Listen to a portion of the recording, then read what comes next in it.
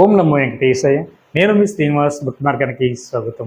తిరుమల తిరుపతి దేవస్థానం సంస్థ బట్టి ఒక లేటెస్ట్ అప్డేట్ అయితే రావడం జరిగిందండి.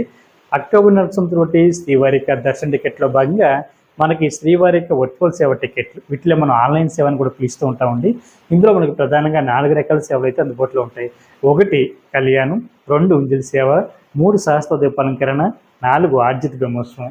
ఈ టికెట్లు ఎవరైతే బుక్ చేసుకున్నారో ముందుగా మీరు శ్రీవారి దర్శనం కోసం మీరు తిరుమల కొండపైకి వెళ్ళడానికి అవకాశం ఉంటుందండి. మీకు తిరుమల కొండపై జరుగుతున్నటువంటి సేవలు అయితే పాల్గొనేటువంటి అవకాశం ఉండదు. వర్చువల్ సేవ అన్న ఆన్లైన్ సేవ అన్న ఒకటేనండి.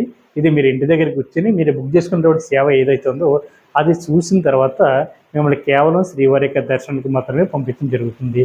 మనకి చాలామంది వర్చువల్ సేవ టికెట్ బుక్ చేసుకున్నప్పుడు శ్రీవారి సేవనాలు బుక్ చేసుకున్నారు తప్ప శ్రీవారి దర్శన టికెట్ అయితే బుక్ చేసుకోలేకపోతున్నారండి. ఇందులో మనకి 2 స్టెప్లు ఉంటాయండి. 1 శ్రీవారి సేవ బుక్ చేసుకోవడం, 2 శ్రీవారి దర్శన టికెట్ కూడా బుక్ చేసుకోవడం.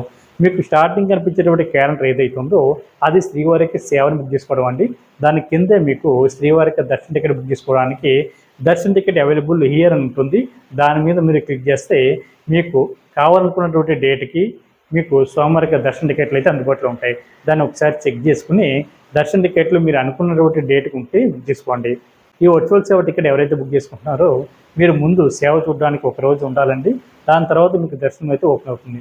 అంటే ఉదాహరణకి అక్టోబర్ 1వ తారీఖున శ్రీవారి సేవ అన్నది నేను బుక్ చేసుకున్నాను అనుకోండి, నాకు అక్టోబర్ 2వ తారీఖు నుంచి శ్రీవారి దర్శనం అయితే కల్పించడం జరుగుతుంది.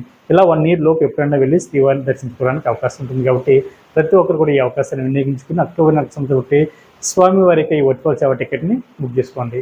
ఈ వీడియో కనుక మీకు నచ్చినట్లయితే లైక్ చేయండి, షేర్ చేయండి, మీకు అభిప్రాయం తప్పనిసరిగా కామెంట్ చేయండి.